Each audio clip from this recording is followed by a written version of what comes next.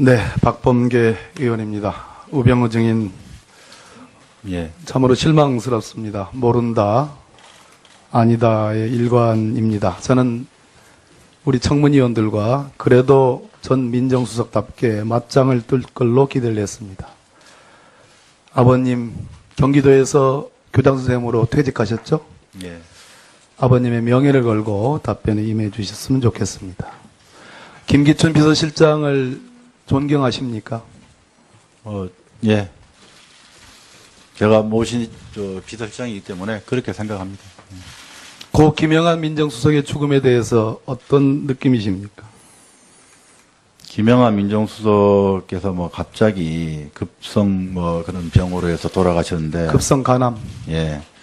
돌아가시기 전에, 한 일주일여 전에 저랑 통화한 적도 있습니다. 통화. 근데 참, 통화가 아니라 문자를 저한테 보내주신 위로 격려에 갑자기 돌아가셨다는 걸 듣고 정말 매우 안타깝고 놀랐습니다. 일말의 책임을 느끼지 않으십니까? 그런 건 아닙니다. 저와 김영한 수석은 아주 잘 가깝게 지냈습니다. 자, 알자회에 대해서 아시죠? 예? 알자회. 예, 들어봤습니다. 육사 34기에서 43기까지. 알자회가 살아났다. 알자회가 세력화되고 있다. 박근혜 정부에서. 우병우와 안봉근이 다 봐주고 있다. 인정하기 어려우시죠? 그런 건 아닙니다. 예. 조현천 기무사령관 잘 아시죠? 예, 알고 있습니다. 2016년 7월 군 인사에서 권모대령, 신모대령에 대해서 조현천 기무사령관에게 오다를 내리셔가지고 육군참모총장 장준규 씨에게 이 사람들 장성으로 진급하도록 그런 오다 내리신 적 있죠? 무슨 장성 진급 같은 그런 얘기는 한 적이 없습니다. 이와 유사한 얘기는 한 적이 있습니까? 아니, 통상적인 얘기, 업무상 얘기는 해도 군 인사를 누구를 승진을 시켜라고 제가 오늘 드리는 말씀은 질문하는 것은 세 개의 라인에서 검증된 얘기입니다. 하나는 청와대, 하나는 국정원, 하나는 국방부 전 현직 관계자들입니다. 그렇지 않습니다. 권모대령은 이름 아실 겁니다. 아시죠? 모릅니다. 권모대령 누굴 말씀하시는 내종양으로 전역사회에 해당하는 사람인데 신체검사를 통해서 2주 전 합격 통보를 받고 장성으로 진급했습니다.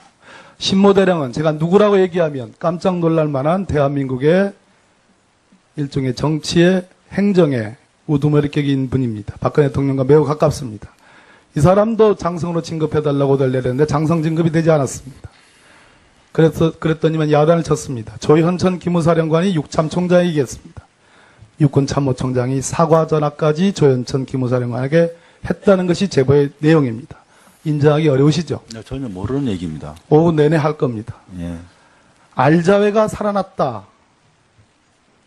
본인이 인사검증을 통해서 추명호 국장과 국정원에 그리고 조현천 기무사령관으로부터 군내 인사정보를 받으면서 군 인사에 개입해서 이모영 한미연합사 부사령관, 조현천 기무사령관, 장경석, 조종설, 장경수 등의 알자회를 전면적으로 배치했다라는 이 증언에 대해서 인정하기 어려우시죠? 예, 전 그렇게 한 적. 아까 특별감찰반장을 한 건 인정했습니다. 민정비서관으로. 김종민 변호사 아십니까? 예. 잘 아시죠? 차은택의 변호인입니다. 김종민 변호사가 11월 27일 날 공개 기자회견을 합니다. 물론 다음 날 말을 바꿨습니다. 바이러스가 들어간 거죠. 우병우 민정비서관이 비서관으로 들어가기 전에 김장자, 장모라고 합니다. 장모시죠. 최순실, 차은택, 고영태 등이 골프를 쳤다. 인정 못한다고 그랬습니다. 예. 김종민 변호사가 없는 얘기를 듣고서 차은택을 대신해서 할 사람입니까? 그 얘기는 김정민 변호사는 차은택 씨의 변호사이기 때문에 차은택 씨의 얘기를 전달을 한 걸로 알고요. 저는 차은택 씨를 모르기 때문에 제가 확인할 수 있는 바는 우리 장모님밖에 없습니다. 장모님한테 아니라고 그럽니까? 예. 그럼 장모님 대신 부인이신 이모십니까? 그 골프장에, 그 골프 회동에. 아닙니다. 저희 집사람 아닙니까? 아닙니다. 예. 추명은 알자회 출신입니다. 육사 41기 중2 때 국정원으로 갑니다. 알고 계시죠? 추명호는 압니다. 예. 국장은 아는데. 국정원은 활동국 8국입니다. 우리나라 최대의 정보 수집 네. 부서입니다. 원래는 6국이었습니다. 제가 조금 지난번 청문회에서는 6국에서 8국으로 전부된 줄 알았더니 6국과 8국은 같은 부서입니다. 예. 맞죠? 2014년 8월에 이 추국장은 이 6국, 8국의 최대 정보수집부서에 승진합니다. 알고 계시죠? 본인이 민정비서관이었습니다.